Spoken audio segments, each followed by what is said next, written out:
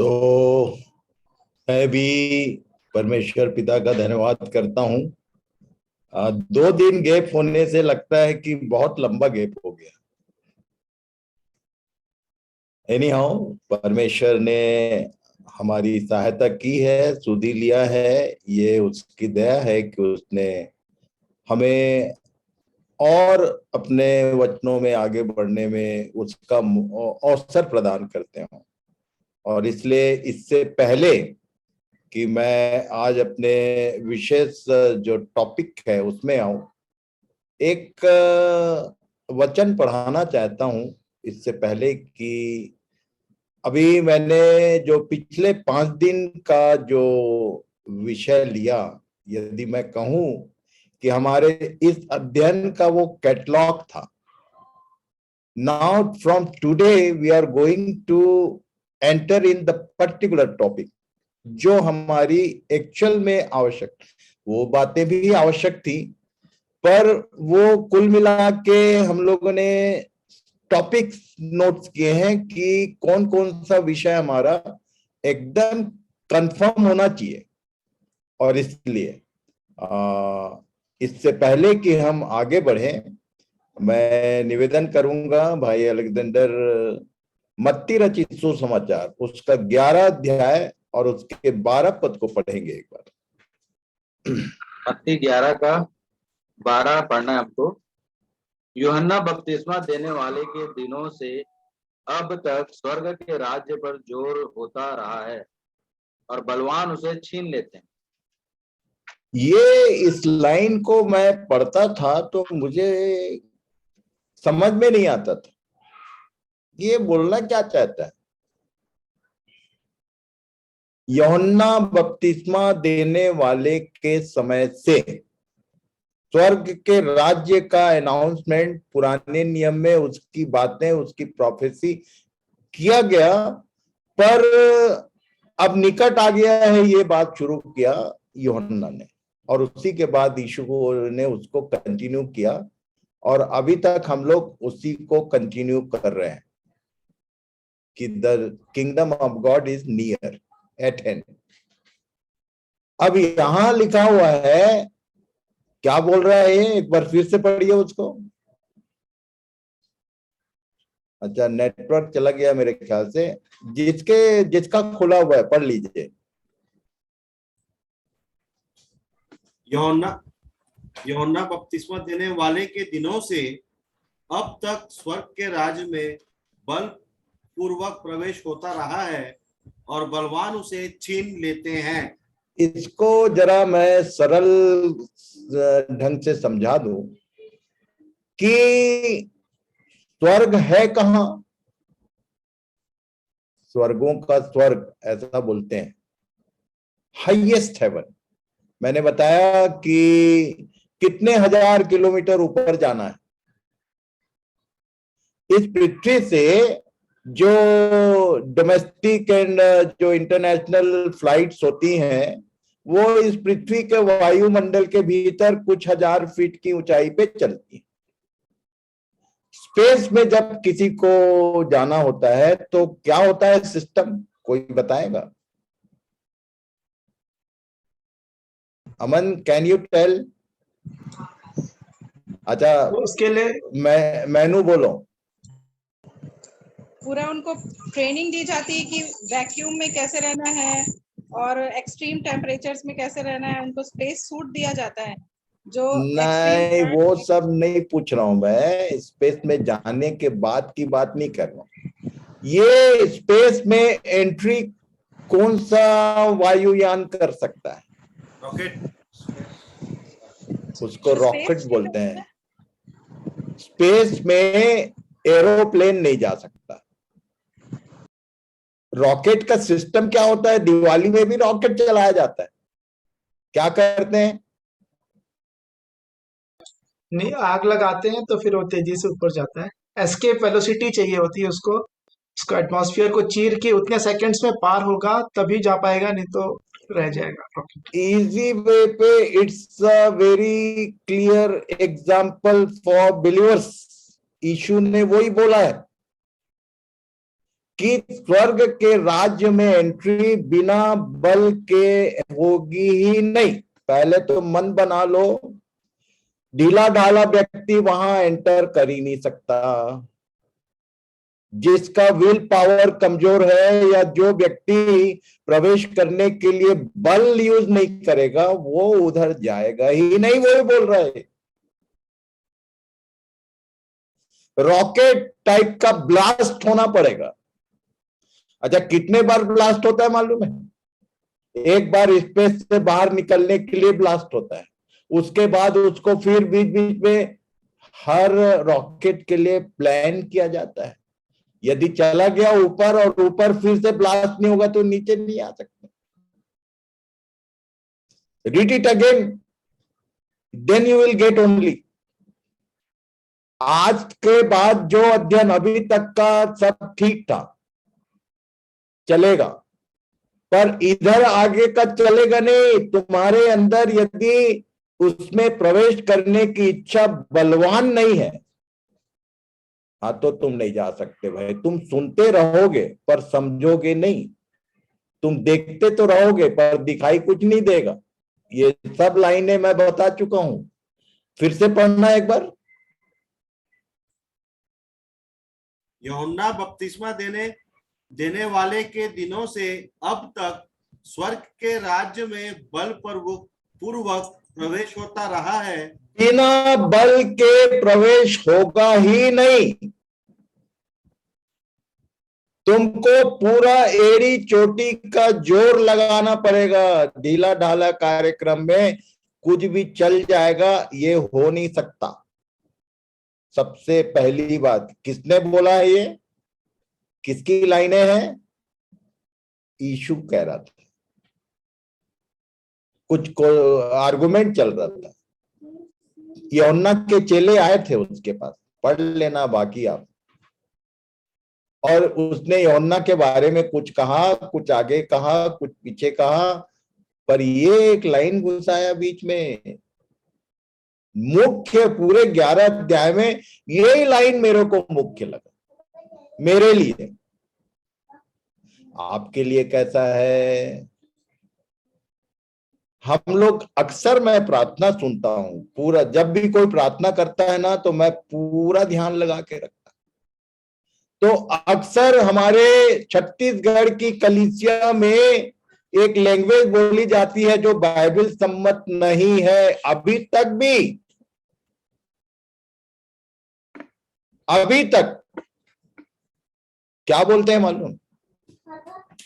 हे प्रभु, मैं ऐसा कर सकूं, मैं ऐसा चल सकूं, मैं बन सकूं। ये लैंग्वेज बाइबल का हो ही नहीं सकता।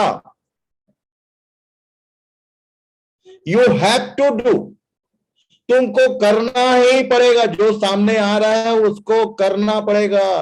मन बना लो कि जो बात बताई जा रही आज के बाद,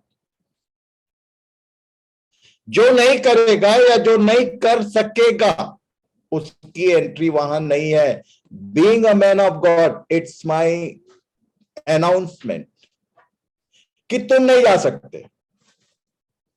शरीर का बहाना तो चलेगा ही नहीं। लाजर घाव से भरा हुआ था, कहां गया वो? सीधे।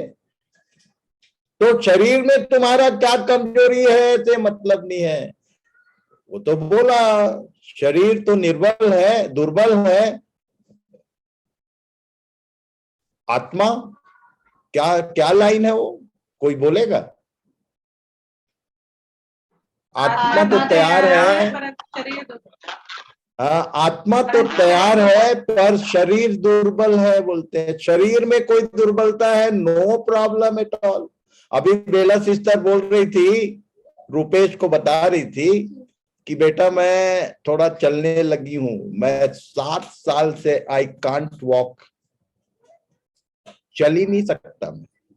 मैं वॉकर लेके चलता हूं, पूरे 7-8 साल हो रहा है। मेडिकल साइंस फेल है, वेलोर जाके आ गया, दुनिया भर का सब चीज फेल है। प्रभु ने बोला बेटा एक कांटा तेरे साथ रहेगा, तू नहीं चल सकेगा। तेरे को कोई दर्द है क्या? मैं बोला नहीं। तेरे को और कोई समस्या है, कोई बीपी है, कोई शुगर है, कोई समस्या है, तू बोल सकता है, तेरा मेमोरी एज इट इज है, और बल्कि मैं उसको शार्प करते जाता हूं, समस्या क्या है तेरा? मैं बोला प्रभु ऐसे ही रहने दे। मैं चंडीगढ़ गया था, वहां जवान लोग हैं सारे, एक फेलोशिप है जिसमें जवान लोग हैं। उनके लिए मेरा ये हैंडीकैप होना एक मॉडल के रूप में प्रकट हुआ। परमेश्वर ने उनको चिताया कि उन लोगों ने बोला कि ये अंकल चल फिर नहीं सकते, फिर भी पूरा दुनिया में धूम मचा रहे हैं, हम लोग वेल एंड गुड हैं, हम कुछ नहीं कर रहे। प्रभु ने बात किया उनसे, तो शरीर की दुर्बलता को सामने तो लाना ही नहीं, गलती से भी। What about your spirit? Is it ready? क्या वो तैयार है? उसमें बल है। यदि देखो, ढीला ढाला आदमी जो आत्मा में कमजोर है ना, वो जा ही नहीं सकता इस लाइन के अनुसार। और एक बार पढ़ लो, सब बड़े लोग इसको याद कर लेना और रोज बोलना, जैसे बच्चे लोग बोल रहे हैं ना, इस पद को बड़े लोग याद करेंगे। एंड इन एवरी मीटिंग पहले बच्चे बोलेंगे अपना पद और बड़े लोग ये पद याद रखना। इस पूरे मीटिंग का ये बेसिक लाइन है।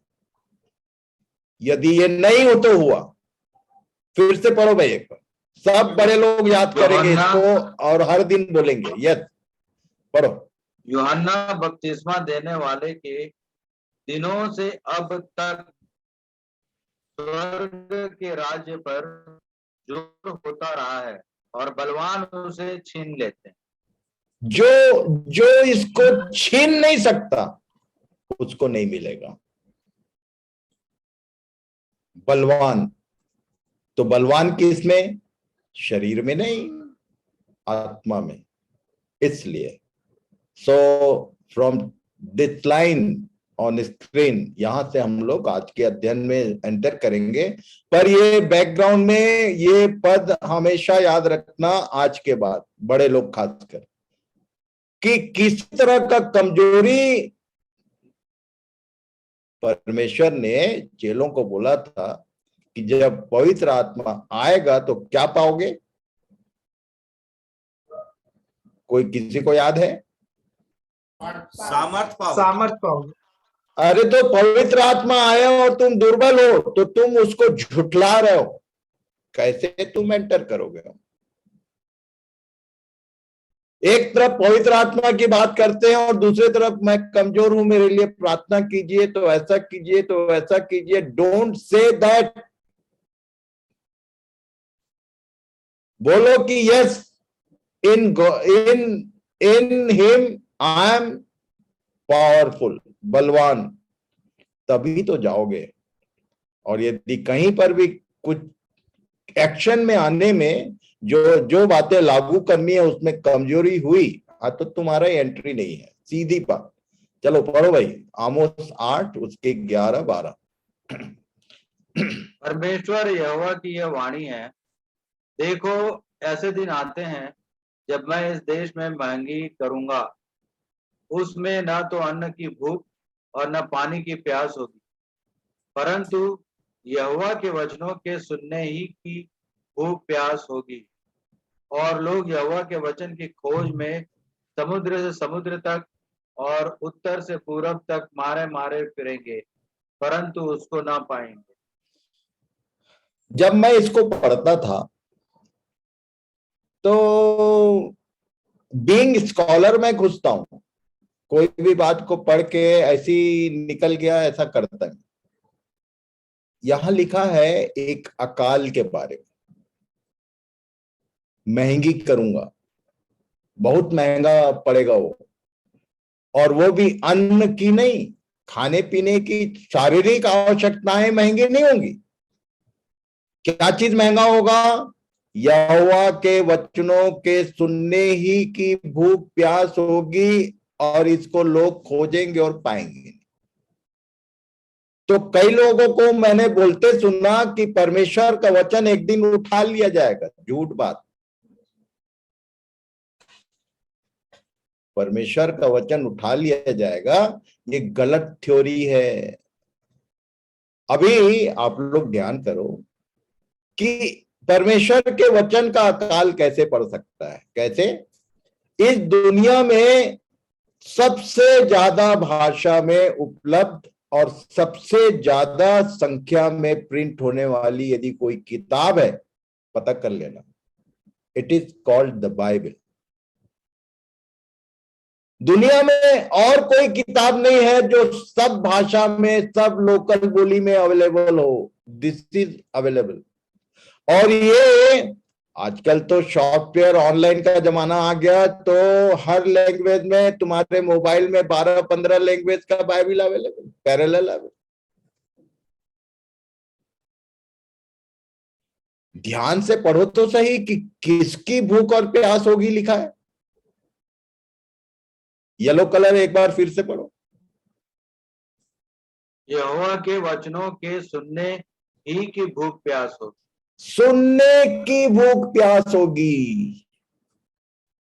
अभी चारों तरफ लोग, जब चर्चेस बंद हो गए तो ऑनलाइन में दिन दिन भर, पहले केवल संडे सुनते थे, आजकल दिन दिन भर ऑनलाइन में, यूट्यूब में और जो मीडिया है उसमें अवेलेबल है। जो सुनने की इच्छा रखते हैं उनके लिए तो थोक में अवेलेबल। पर एक बात बता दूं, ये परमेश्वर के वचन के विषय में जो मेरी जानकारी है, पढ़ो जरा पहला शमूएल 3 अध्याय, उसका 1, 2 और 3 पढ़िए। और वह बालक शमूएल एली के सामने यहोवा की सेवा टहल करता था, और उन दिनों में यहोवा का वचन दुर्लभ था और दर्शन कम मिलता था। और उस समय ऐसा हुआ कि एली की आंखें तो धुंधली होने लगी थी और उसे न सूझ पड़ता था। जब वह अपने स्थान में लेटा हुआ था और परमेश्वर का दीपक अब तक बुझा नहीं था, और शमूएल यहोवा के मंदिर में जहां परमेश्वर का संदूक था लेटा था। ये 3 पदों में 2 कैरेक्टर्स हैं। इन 3 पदों में 2 पर्सन्स का वर्णन किया गया है। एक है बुजुर्ग और एक है बालक। एक बड़ा है और एक एक्सपीरियंस होल्डर। और एली था कौन? एली कौन था? याजक। याजक नहीं था भाई, महायाजक। ये महायाजक था। डोंट इसको समझो, याजक से ऊपर था वो, महायाजक। और याजकीय जो सेवा होती थी, कुछ नहीं, ये मीडिएटर्स होते थे, आम आदमी और परमेश्वर के बीच का व्यक्ति। जब परमेश्वर से कुछ कहना रहता था तो याजक उनको पहुंचाता था, और परमेश्वर कुछ बोलना चाहता था तो याजक के थ्रू लोगों तक मीडिएटर होता था। अब यहां पर लिखा हुआ है, उन दिनों में यहोवा का वचन दुर्लभ था और दर्शन कम मिलता था। अब मेरे को ये मेरे गले उतरा नहीं। क्यों? क्योंकि मैं संदूक के बारे में जानता हूं। ये शमूएल कहां लेटा हुआ है? सबसे नीचे वाली लाइन पढ़िए। यहोवा के मंदिर में जहां परमेश्वर का संदूक था लेटा था।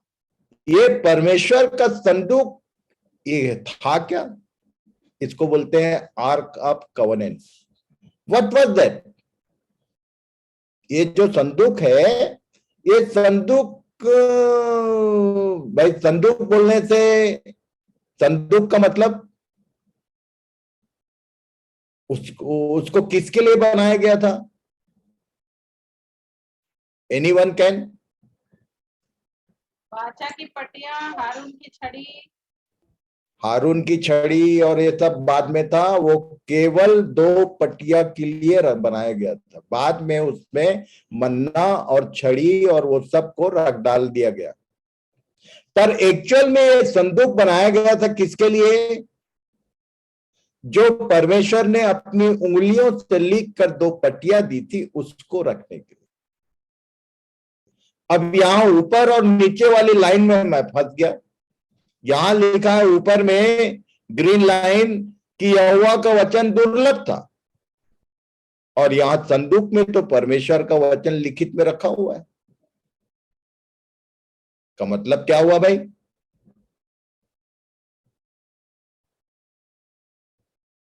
लिखा हुआ वचन डब्बे में रखा हुआ है, पर यहोवा का वचन दुर्लभ है बोल रहा हूं। इसका मतलब क्या है? लिखित मटेरियल है वहां पर परमेश्वर ने बात करना बंद कर दिया था। किससे? महायाजक से। क्यों बात करना बंद कर दिया है? तो उसका कारण है आगे लिखा हुआ। क्या कारण था?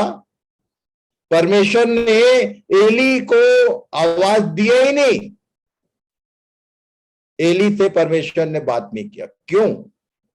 जबकि ऑथेंटिक पर्सन वो था। परमेश्वर ने एली को बाईपास कर दिया। इसलिए लिखा है यहां पर यहोवा का वचन दुर्लभ था।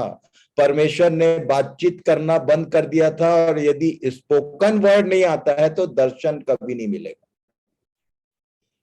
बोले हुए वचन के द्वारा ही दर्शन मिलता है। लिखे हुए वचन से किसी को कोई दर्शन नहीं मिलता। तुम्हारे घर में 20 ठो बाइबिल होगा, 100 ठो बाइबिल होगा, कोई दर्शन नहीं मिलेगा।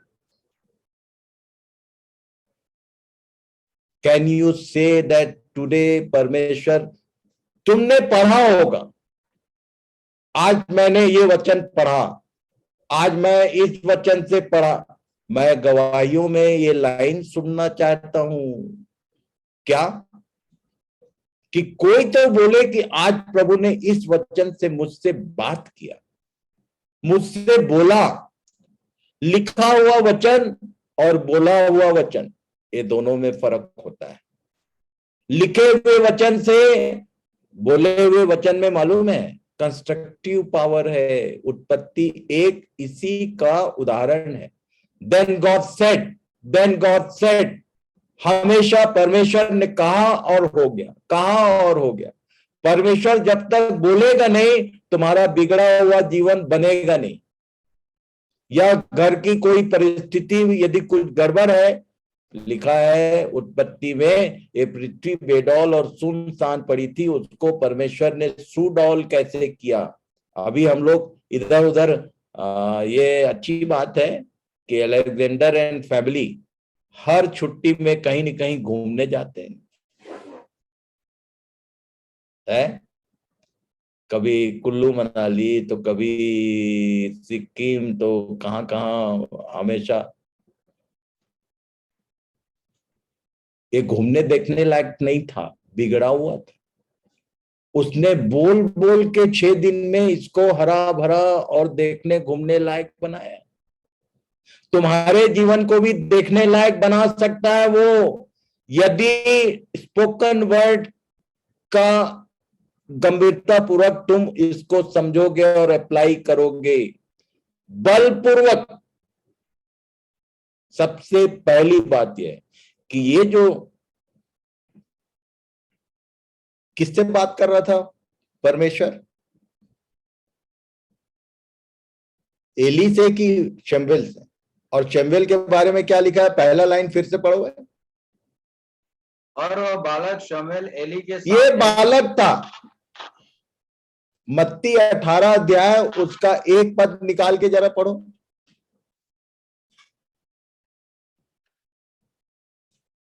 जितने बड़े सयाने सफेद बाल वाले हो गए हो, तुम लोग सुन लो ध्यान से मेरी बात। आज उसी घड़ी परमेश्वर का वचन एक बुढ़े को जिसकी आंखें धुंधली हो चुकी थी, उसको बाईपास कर दिया। तुमको भी कर सकता है। तुम कितने भी, जितना ज्यादा उम्र होगा उतना तुम परमेश्वर से दूरी रख सकते हो। लिखा है ये बालक संदूक के पास था।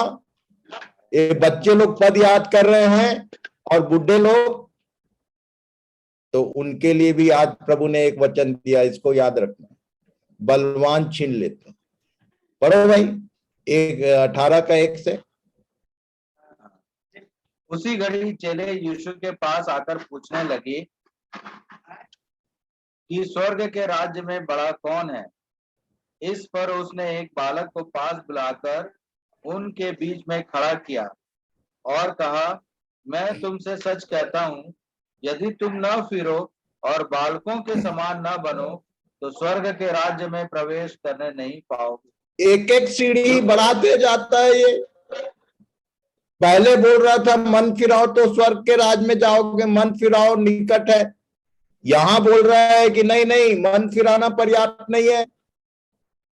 जितने मन फिराए हुए लोग हो, ध्यान से फिर से पढ़ना भाई, सुन लो मेरी बात, परमेश्वर का वचन क्या कहता है। उसी घड़ी चले यीशु के पास आकर पूछने लगे कि स्वर्ग के राज्य में बड़ा कौन है। ये इनका एक तो प्रश्न रहता था हमेशा, जब भी मौका पाते थे तो पूछते थे कि बड़ा कौन होगा, छोटा कौन होगा। Who will be the left and who will the right, तेरे दाहिने कौन होगा और बाएं कौन होगा। यीशु ने उनको उत्तर दिया, ना तो दाएं ना बाएं, क्या लिखा, एक बालक को खड़ा किया। आगे पढ़िए। इस पर उसने एक बालक को पास बुलाकर उनके बीच में खड़ा किया और कहा, मैं तुमसे सच कहता हूं, यदि तुम ना फिरो और बालकों के समान न बनो तो स्वर्ग के राज्य में प्रवेश करने नहीं पाओगे। तो तुम फिर गए हो, इट इज इनफ। तो इट इज नॉट इनफ। बोला कि तुम यदि ना फिरो और बालकों के समान न बनो, मतलब अपने आप को ज्यादा सयाना मत बनाओ। Reduce yourself like a child, then only you will listen. इसे पहला शमूएल में उसके 7 पद को पढ़ लेना, वहां क्या लिखा है मालूम है। तब तक तो शमूएल ना तो परमेश्वर को पहचानता था और ना ही उसने कभी उसकी आवाज सुनी थी, इसलिए बेचारा दौड़ दौड़ के कहां जाता था, एली के पास। हर बार यदि तुम बोलते हो कि शेखर भाई ने बोला, रुपेश ने बोला, बाबू ने बोला, तो तुम एली की जगह पे हो।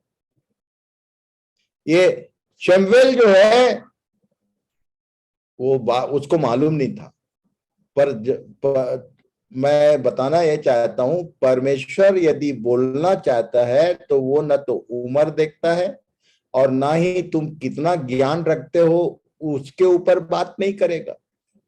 Your heart, your life should be like a child. मन फिराकर अपने को बालक बना। बालक में और बुजुर्गों में फर्क क्या है, तो मैंने पूछा प्रभु से कि ये बालक लोग तो फुल डिसोबीडियंट होते हैं, कोई बात सुनते ही नहीं, इसका उदाहरण कैसे दे दिया। तो उसमें परमेश्वर का एक गुण होता है बालक में। क्या गुण होता है मालूम? चाइल्ड एज में बच्चे लोग क्विक भूल जाते हैं। 2 दिन का झगड़ा हुआ रहेगा और यदि तुम बोलोगे ना कि आपस में मिलना नहीं रहे, तुम लोग नहीं खेलना एक साथ, दूसरे दिन फिर एक साथ खेलते। बड़े लोग सालों साल याद रखते हैं कि मुझको ऐसा बोला था। बालक क्या करता है, भूल जाता।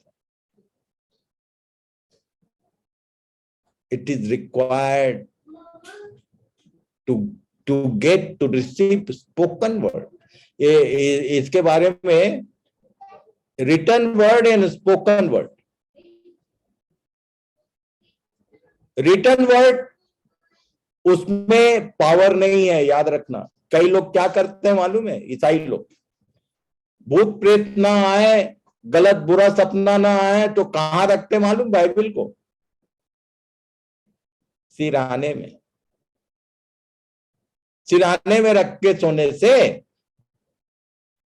अच्छा, कई बार तो मैं ये भी देखा कि जब कब्र में डेड बॉडी को दफनाते हैं तो बोले बाइबल को भी डाल दो। पता नहीं कि वो डेड बॉडी क्या करेगा बाइबल को। ईसाई लोगों का काम एक से एक। There is power in spoken word, not in written word. Bible घर में है तो कुछ तोप नहीं चलने वाला है। परमेश्वर ने तुमसे कुछ बोला कि नहीं बोला, इसको जरा ठीक से समझा देता हूं। पढ़ो भाई। both Aman, both rema and logos are translated into the spoken word, ये rhema and logos, these are Greek words. पढ़ो. but in the Greek there is quite difference. Greek rema is saying is called spoken word, referring to the revelation received by disciples when the Holy Spirit speaks to them. Greek of logos rests in the actual written content of an argument. तो logos जो है रेमा में convert होना चाहिए. जो तुम्हारे घर में बाइबल लिखा रखा हुआ है ना, ये स्पोकन वर्ड में कन्वर्ट नहीं तो हुआ. इसके लिए प्रार्थना करो, इसके लिए प्रार्थना करो. अब एक भयंकर वाला एक एग्जाम्पल है. ये हम लोग आज का दिन करके एक तो गाना गाते हैं. ये आज का दिन का मतलब क्या है? एनीवन कैन, कोई एक आध जन बताइए आज का दिन किसको बोलते हैं? कई बार रविवार को हम लोग आज का दिन बोल देते हैं. जब जब जमा होते हैं आज का दिन. ये आज का दिन के विषय में बाइबल का क्या कहना है? तो भैया आज का दिन का जो कॉन्सेप्ट है ना, वो ये है. पढ़ो.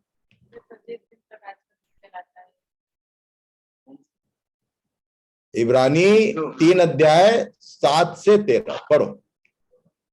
तो जैसा पवित्र आत्मा कहता है, यदि आज तुम उसका शब्द सुनो तो अपने मन को कठोर न करो, जैसा कि क्रोध दिलाने के समय और परीक्षा के दिन जंगल में किया था. ये तो पुराने नियम को, एक मिनट धीरे धीरे ये इसको जरा समझा दूं मैं कि आज ये तो पुराने इजरायलियों को कोट कर रहा है.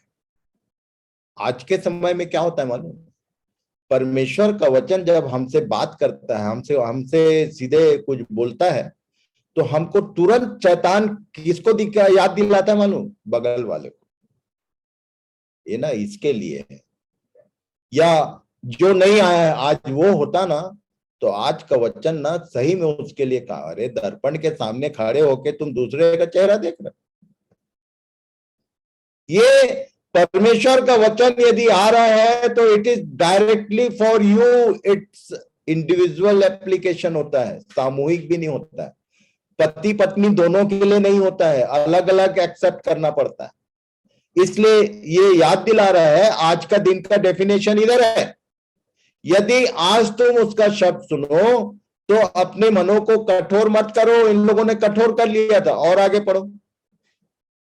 जहां तुम्हारे बाप दादों ने मुझे जांच कर परखा और 40 वर्ष तक मेरे काम देखे, इस कारण मैं उस समय के लोगों से रूठा रहा और कहा कि इनके मन सदा भटकते रहते हैं और इन्होंने मेरे मार्गों को नहीं पहचाना.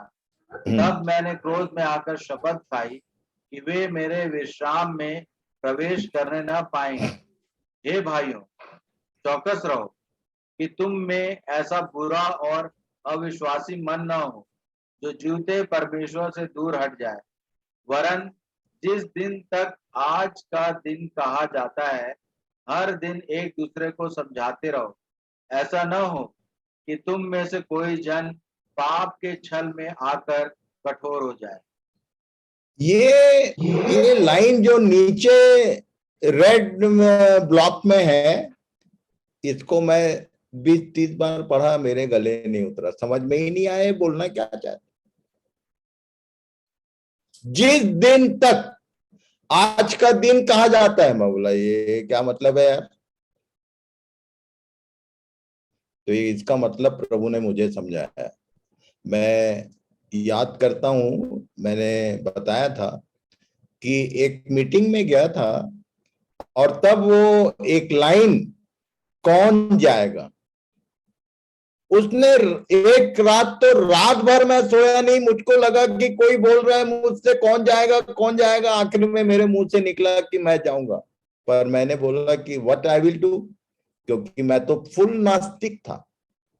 मेरा पुराना जो, मैं क्या सोचता था, मैं ऑर्केस्ट्रा में और मूर्तियों के सामने गणेश पूजा दुर्गा पूजा इसमें फुल 1 महीने 1.5 महीने बिजी रहता था। और जब जब मेरे को कोई चर्च वाले बोलते थे तो मैं वहां भी जाके बजा देता था, गा देता था और सोचता था कि मेरा ड्यूटी खत्म, बीइंग अ क्रिश्चियन। जब प्रभु ने मुझसे बात किया तो मैंने पूछा कि मुझको ना तो मैंने बाइबल पढ़ा है और ना प्रार्थना करना आता है। इफ आई विल कम, मैं ठीक है, मैं बोल तो दिया कि मुझको भेज, पर मैं तो खाली डब्बा हूं। उसका वो लाइन मुझे सुनाई दिया, आई विल मेक यू।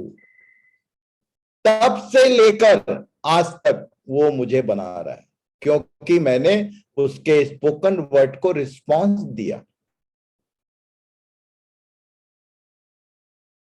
यदि परमेश्वर आपसे बात करता है, यदि कोई लाइन आपको टच करती है, तुरंत रिस्पॉन्स दो, यस लॉर्ड, आज आपने मुझसे बात किया। पर इन लोग के साथ क्या हुआ मालूम?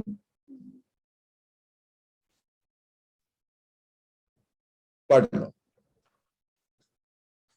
जुड़ा 5, यद्यपि तुम सब बात एक बार जान चुके हो, यद्यपि तुम सब बात एक बार जान चुके हो, तो भी मैं तुम्हें इस बात की सुधि दिलाना चाहता हूँ कि प्रभु ने एक कुल को मिस्र देश से छुड़ाने के बाद विश्वास न लाने वालों को नाश कर दिया। ये क्या हुआ था? किसके बारे में बोल रहा है? मिस्र देश से छुड़ाने के बाद तो इजरायलियों की कहानी बोला, नाश कर दिया। कैसे नाश कर दिया? पढ़िए, कारण क्या था?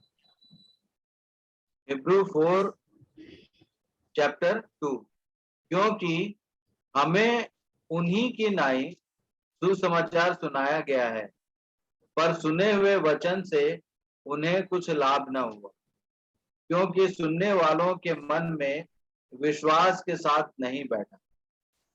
इसका एक एग्जाम्पल बताता हूं कि कैसे कैसे किस बात के लिए ये लिख रहा है इब्रानी में, कि उन्होंने सुने हुए वचन से उनको कोई फायदा नहीं हुआ क्योंकि उनके अंदर बैठा नहीं। कैसे? पढ़ो भाई। एक कोरा और दातान ने एक बड़ा दंगा मचा दिया था। पूरा पढ़ लेना, गिनती 16 अध्याय बहुत इंटरेस्टिंग है।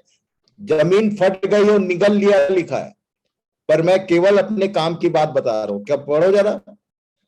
गिनती चैप्टर 16 12 से 14 तक। फिर मूसा ने एलियाब के पुत्र दातान और अबीराम को बुलवा भेजा और उन्होंने कहा, हम तेरे पास नहीं आएंगे। क्या यह एक छोटी बात है कि तू हमको ऐसे देश से जिसमें दूध और मधु की धाराएं बहती हैं इसलिए निकाल लाया है कि हमें जंगल में मार डाले? फिर क्या तू हमारे ऊपर प्रधान भी बनकर अधिकार जताता है? फिर तू हमें ऐसे देश में जहां दूध और दूध की धाराएं बहती हैं नहीं पहुंचाया, दूध और मधु की धाराएं बहती हैं नहीं पहुंचाया, और न हमें खेतों और दाख की बारियों के अधिकारी किया। क्या तू इन लोगों की आंखों में धूलि डालेगा? हम तो नहीं आएंगे। ये कुछ समझाने के लिए उनको, उनके जो नेता लोग थे उनको बुला रहा था। ये लोग क्या बोल रहे थे? क्या यह एक छोटी बात है कि तू हमको ऐसे देश से जिसमें दूध और मधु की धारा बहती है? सोचो जरा, ये लोग बोल क्या रहे हैं। मिस्र में ईंट बना बना के परेशान थे, दुहाई दे रहे थे परमेश्वर की, भयंकर परेशानी उत्पन्न कर दिया था फेरो उसकी प्रजा ने। अब ये लोग बोल रहे हैं कि वो ही ठीक था, वो दूध और मधु की धारा थी। तू कहां जंगल में हमको मरने के लिए ले आया?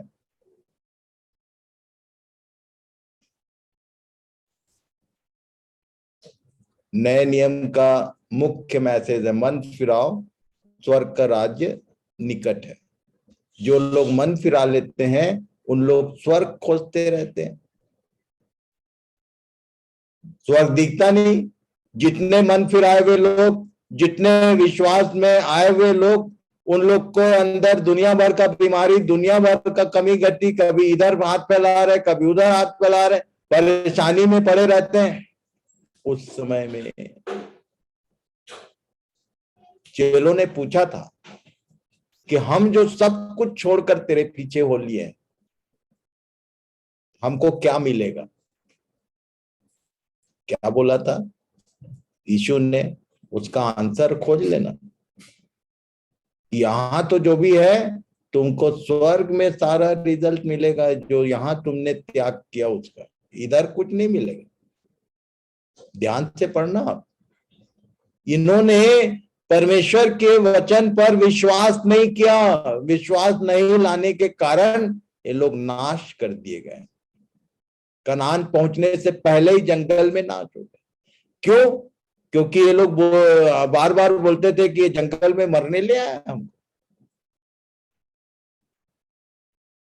ऑन द वे ये लोग स्वर्ग खोजते थे, जबकि इनकी हर एक आवश्यकता की पूर्ति किया उसने। जब मांस बोले तो मांस खिलाया।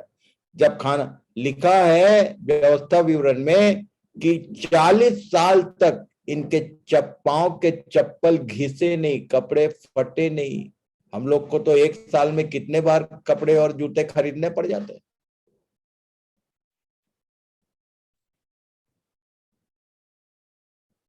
पढ़िए।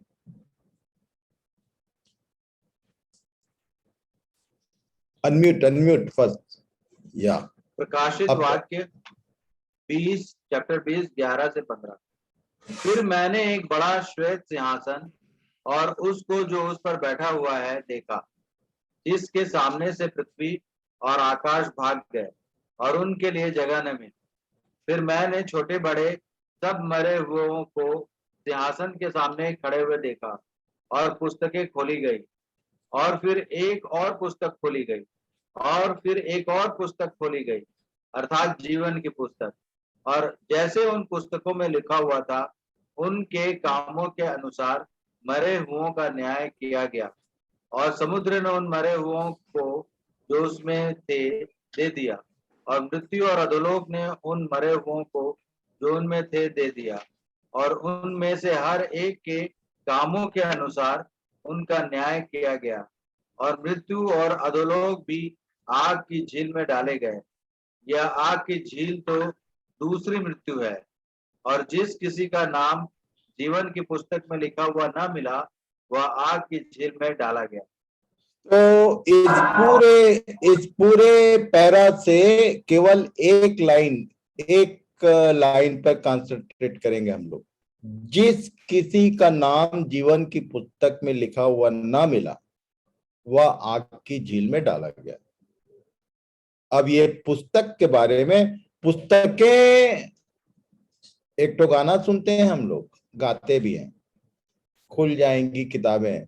बहुतों को किताबों का जानकारी है नहीं कि कौन कौन सी किताबें उस श्वेत सिंहासन के सामने खुलने वाली है। उसके बारे में कुछ नहीं बोलूंगा मैं अभी। पर जीवन की पुस्तक में नाम, तो मैं जब अध्ययन करता था तो मेरे को 2 किताब नजर आया।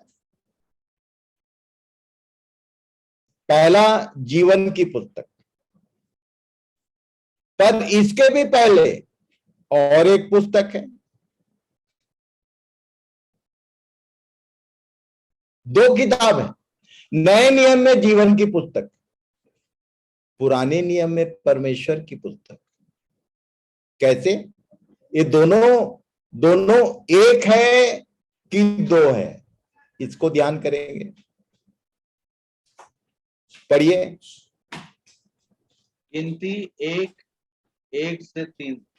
इसराइलियों के मिस्र देश से निकल जाने के दूसरे वर्ष के दूसरे महीने के पहले दिन को यहोवा ने सिनै के जंगल में मिलाप वाले तंबू में मूसा से कहा, इस्राएलियों की सारी मंडली के कुलों और पितरों के घरानों के अनुसार एक एक पुरुष की गिनती नाम ले लेकर करना, जितने इसराइली 20 वर्ष या उससे अधिक अवस्था के हों और जो युद्ध करने के योग्य हो, उन सबों को उनके दलों के अनुसार तू और हारून गिन ले।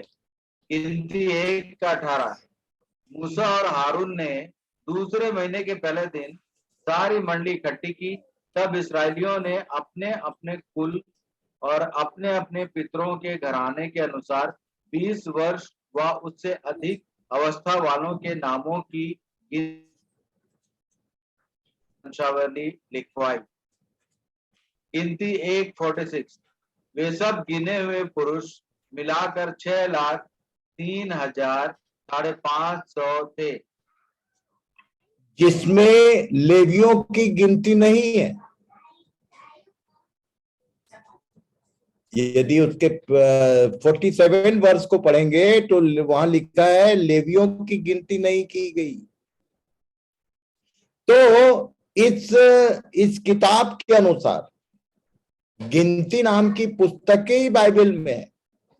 तो मैं बोलता हूं our god is a god of digits, digital god. पूरा हिसाब किताब पक्का रखता है वो। कितने लोग कितने पहुंचे और कितने लोगों को निकाला। इवन रेवलेशन में 1,44,000 ऐसा गिनती है।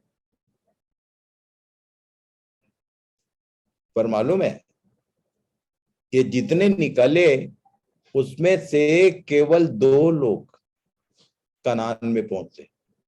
यदि मैं पूछूं कि कितने लोगों को उसने जंगल में मार दिया, उनकी लाशें सड़ती रही, लिखा है 14 अध्याय में। कितने लोग? इसमें से 2 घटा दो जरा, है अमन? जी मामू। 2 6 माइनस लाख करके बताओ। 6,03,448 लोग को मार डाला। 550 नहीं, उतने लोग मारे गए। 550। रेशियो ये है 6,03,548। हाँ, तो रेशियो ये है कनान में जाने वालों और ये दुनिया में नाश होने वालों का। Don't forget it. ये क्या बोला? 1 कुरिन्थी 10 का 11 पढ़ लेना भाई निकाल के। क्यों इन बातों को ध्यान करने का है हमको? 1 कुरिन्थी 10 का 11।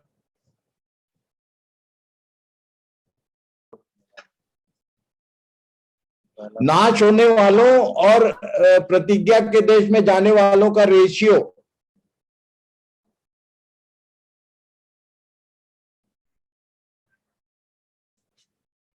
पहला कुरिन्थी चैप्टर 10 उसका 11 है।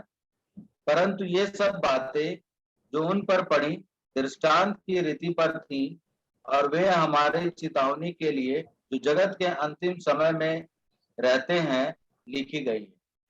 ये पूरी कहानी जो है it's a parable and written for the end time people.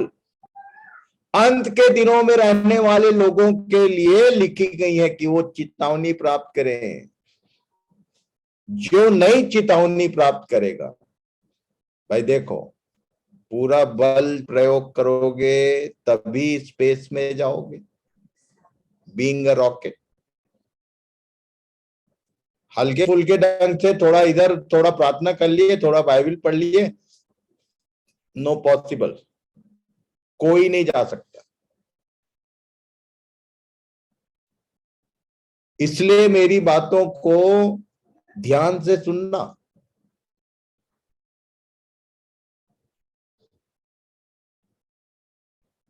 ये पुस्तक, परमेश्वर की पुस्तक के बारे में लिखा क्या है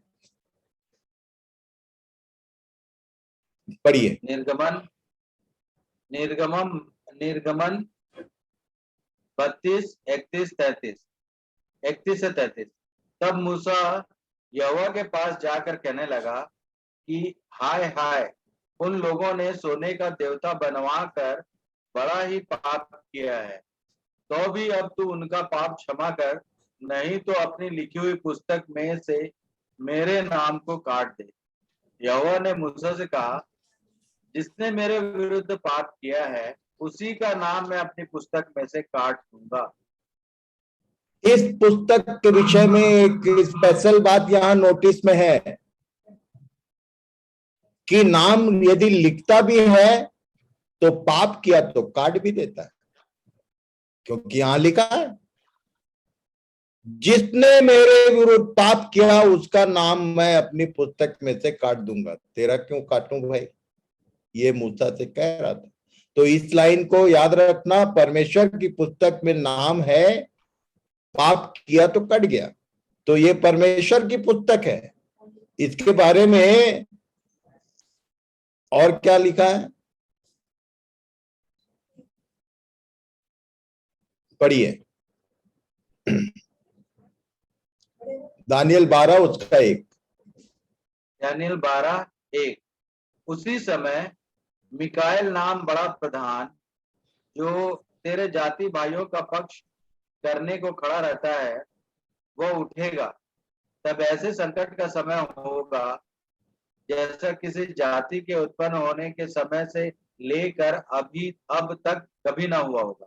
परंतु उस समय तेरे लोगों में से जितनों के नाम परमेश्वर की पुस्तक में लिखे हुए हैं वे बच निकलेंगे। ये परमेश्वर की पुस्तक में जो नाम लिखा हुआ है जिसका, वही बच निकलेगा, ऐसा बोल रहा था। ये किस समय की बात है, ये रहेगा होमवर्क, थोड़ा ध्यान तो लगाओ, कल पूछूंगा जरूर मैं। ये कौन से समय की बात कर रहा है जब मिकाएल नाम बड़ा प्रधान खड़ा होगा और ऐसे संकट का समय होगा जैसा किसी जाति के उत्पन्न होने के समय से लेकर अब तक ना हुआ। पर ये जो परमेश्वर की पुस्तक है उसमें दानियल को बोल रहा था तेरे लोगों में से, इजरायलियों के विषय में, इजरायलियों में से जिनके नाम परमेश्वर की पुस्तक में लिखे हैं वो बच निकलेंगे उस भयंकर संकट के पहले। Is it related to church और is it related to Israeli? ये कल मैं पूछूंगा, इसको जरा होमवर्क तो करना, सब लोग सोच विचार करो, खोजो। बहुत दानियल और प्रकाशित वाक्य का अध्ययन हो गया 2-2, 3-3 बार। पुस्तक पढ़ो, लूका 10। लूका 10, 17 से 20। वे 70 आनंद से फिर आकर कहने लगे, हे प्रभु, तेरे नाम से दुष्ट आत्मा भी हमारे वश में है। उसने उनसे कहा, मैं शैतान को बिजली की नाई स्वर्ग से गिरा हुआ देख रहा था। देखो, मैंने तुम्हें सांपों और बिच्छुओं को रौंदने का और शत्रु की सारी सामर्थ पर अधिकार दिया है, और किसी वस्तु से तुम्हें कुछ हानि न होगी। तो भी इससे आनंदित मत हो कि आत्मा तुम्हारे वश में है, परंतु इससे आनंदित हो कि तुम्हारे नाम स्वर्ग पर लिखे हैं। ये चेले लोग जो 70, 12 को छोड़ के अलग के 70 थे, ये बड़े बड़े कामों का आके रिपोर्ट दे रहे थे और बड़े खुश थे, आनंद से आकर कह रहे थे। यीशु ने बोला इससे मत आनंदित हो कि ये काम हो रहे हैं, इससे आनंदित रहना कि तुम्हारे नाम स्वर्ग पर स्टिल लिखे हुए हैं, क्योंकि काट भी देता है। बड़े बड़े काम किया, नाम लिखा हुआ है, और यदि पाप किया तो कटा।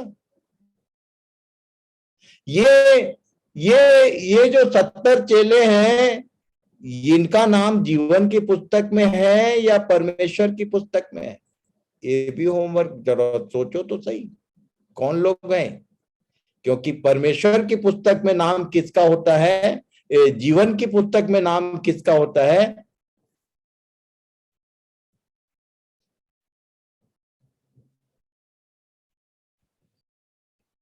ये शहर के लोगों को जल्दी जीवन की पुस्तक बोलने से समझ में नहीं आता। ये हमारे बच्चे लोग जब पैदा होते हैं तो हॉस्पिटल में एक रिकॉर्ड रखा जाता है, उसी के बेस पे नगर निगम से फिर हमको बाद में बर्थ सर्टिफिकेट मिलता है।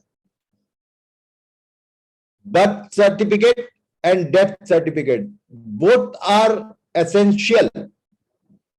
यदि बैंक का कुछ हिसाब किताब है जमीन बाड़ी का, यदि डेथ सर्टिफिकेट नहीं हुआ तो मामला फंस जाता है। बर्थ सर्टिफिकेट यदि नहीं हुआ तो स्कूल कॉलेज में भर्ती नहीं होगा, नौकरी के समय में वो बर्थ सर्टिफिकेट चाहिए। तो गांव वालों को ये जल्दी समझ में आता है, ये हॉस्पिटल शहर वालों को जल्दी नहीं समझ में आता, क्योंकि वो सारा ये वाला काम हॉस्पिटल वाले कर देते। गांव में जो है कोटवार के पास 2 रजिस्टर होता है, एक जन्म का और एक मरण का, जिसके ऊपर जनसंख्या काउंट किया जाता है। एक गांव की जनसंख्या आज के डेट में, जन्म कितने बच्चों का हुआ और कितने लोग मर चुके, ये दोनों का रिकॉर्ड मिला के कितने लोग इस गांव में हैं वो हिसाब किया जाता है। जीवन की पुस्तक बोलने से इसके बारे में लिखा हुआ है, पढ़िए। भजन संहिता 87 5 और 6। सिय्योन के विषय में यह कहा जाएगा कि अमुक अमुक मनुष्य उसमें उत्पन्न हुआ था और परम प्रधान आप ही उसको स्थिर रखेगा। यहोवा जब देश देश के लोगों के नाम लिख कर गिन लेगा तब यह कहेगा कि यह वहां उत्पन्न हुआ था। ये बोलना क्या चाहता है? हम लोग एक तो गाना गाते हैं सियोन, क्या गाना है भाई वो? सियोन देश हमारा है देश, रहते हैं हम परदेश, जाएंगे हम अपने देश, जाएंगे हम अपने देश। अरे सियोन में जन्म हुआ भी है, तुम तो दुनिया में जन्मे हो। जो दुनिया में जन्मा है उसका इधर बर्थ सर्टिफिकेट है। ये सियोन में जन्म किसको बोल रहा है भाई? क्या बोलना चाहता? अच्छा फिर क्या लिखा है? अमुक अमुक उसमें उत्पन्न हुआ था। पर्टिकुलर पर उंगली रख के बताएगा कि ये एक घर में यदि 15 लोग हैं तो बताएगा कि इसका इसका इसका जन्म हुआ था और ये बाकी लोगों का जन्म नहीं हुआ था। और ये उस किताब में जो जीवन के जन्म की पुस्तक है उसमें नाम लिखता कौन है? Who is the writer? क्या लिखा? यहोवा जब देश देश के लोगों के नाम लिख कर गिन लेगा तब कहेगा कि वो सर्टिफाई करेगा, यस दिस फलाना व्यक्ति ये वहां पैदा हुआ। इसलिए जन्म को समझना बहुत जरूरी है। कुछ भी करके मेरा जन्म हो गया, हाँ तो हवा में बात मत करना भाई। लिखा है सियोन के विषय में ये कहा जाएगा कि हम, ये लिखने वाले को भी ये बात मालूम नहीं था, दाऊद लिख रहा था पर वो बेचारे को जितना बोला गया वो लिखा। पुराने नियम के लोगों को ये जीवन की पुस्तक के विषय में ABCD कुछ नहीं मालूम था। It was announced for new testament people. पुराने नियम में परमेश्वर की पुस्तक परमेश्वर के लोगों का रिकॉर्ड रखता था। यहां लिखा है येलो कलर में, क्या लिखा है भाई? पढ़ो एक बार। परम प्रधान आप ही उसको स्थिर रखेगा का मतलब पुराने नियम के लोगों का नाम लिखता भी था और कटता भी था, पर इस किताब में यदि नाम लिख गया तो परम प्रधान आप ही उसको स्थिर रखेगा। इसलिए पहला यूहन्ना में लिखा है वो पाप कर ही नहीं सकता। जो परमेश्वर से जन्मा है वो पाप कर ही नहीं सकता, क्योंकि पाप किया तो नाम कटेगा, और इस किताब में से नाम कटता नहीं है। इसलिए इसको कंफर्म करो कि तुम्हारा नया जन्म हुआ कि नहीं। इसी को नया जन्म बोलते हैं।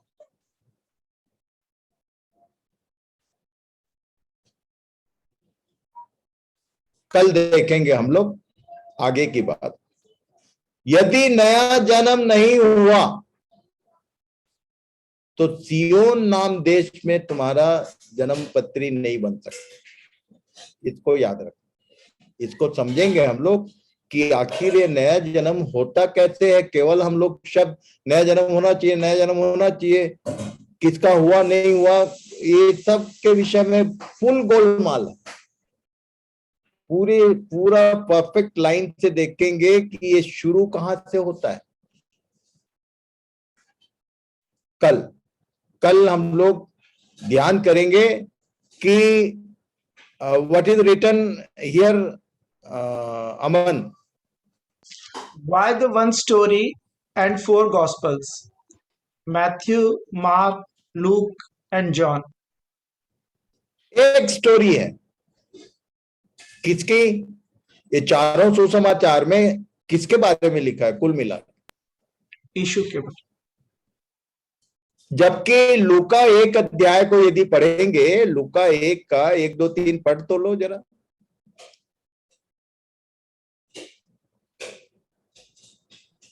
उसने बहुत सारा चीज काउंट किया लूका ने।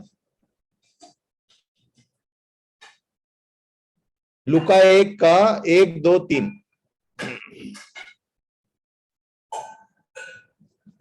लूका 1, 1, 2, 3। इसलिए कि बहुतों ने उन बातों का जो हमारे बीच में बीती हैं इतिहास लिखने में हाथ लगाया है, जैसा कि उन्होंने जो पहले ही से इन बातों के देखने वाले और वचन के सेवक थे हम तक पहुंचाया। इसलिए हे श्रीमान थियोफिलुस, मुझे भी यह उचित मालूम हुआ कि उन सब बातों का संपूर्ण हाल आराम से ठीक ठीक जांच करके उन्हें तेरे लिए क्रमानुसार लिखूं कि तू यह जान ठीक ठीक जांच कर। ये लूका रचित सुसमाचार जो है, लूका लिख रहा है, क्लेम बना रहा है कि ठीक ठीक जांच कर क्रमानुसार सेटिंग करके लूका ने लिखा। जब इसने सब चीज सेटिंग कर दिया सही ढंग से, तो बाकी 3 का जरूरत क्यों है भाई? यीशु के जन्म से लेके उसके मृत्यु तक और जितना काम, जितने जितने बातें लूका में है, बाकी सब में बहुत सारी चीजें है भी नहीं। कल देखेंगे वाई 1 स्टोरी एंड 4 गॉस्पेल क्यों जरूरी था। बहुत सारी अपोक्रिफल बुक बोलते हैं, बहुत सारी किताबों को बाइबल से हटा दिया गया। तो ये बाकी एक लूका रचित सुसमाचार होता और बाकी सबको हटा देते। Why the 1 story and 4 gospel? इसका सीधा संबंध हमारे नए जन्म से, हमारे जीवन की बातों से है, इसलिए ये देखना जरूरी है। कल से इस विषय पर ध्यान करेंगे। आज जितनी बातें हमने देखा, आज का दिन किसके किसके जीवन में आ चुका। आज का दिन बोलने से जिस दिन परमेश्वर ने तुमसे कुछ बात किया उसी को आज का दिन बोलते हैं। इतने दिन से हम लोग बाइबल पढ़ रहे हैं, यहाँ वो लिखा है, वहां ये लिखा है, कोई भी खड़ा होता है तो बोलता है यहाँ वो लिखा, वहां वो। तुमसे किस वचन ने बात किया? मुझसे इस वचन ने आज बोला। यदि ये गवाही नहीं है तो again it is you are depending yourself on the hardware. किताबी कीड़े बन रहे हो तुम।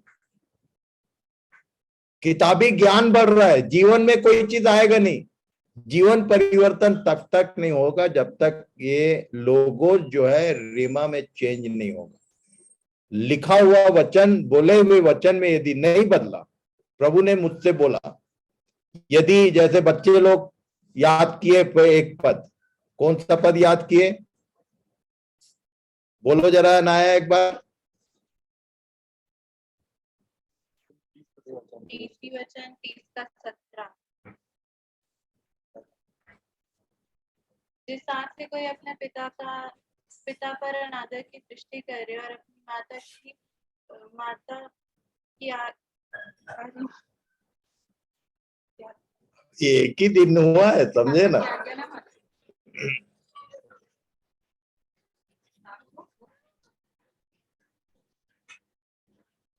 जिस आंख से कोई अपने पिता पर अनादर की दृष्टि करे और अपमान के साथ अपनी माता की आज्ञा न माने, उस आंख को तराई के कौवे खोद खोद कर निकालेंगे और काब के पक्षी फाड़ डालेंगे।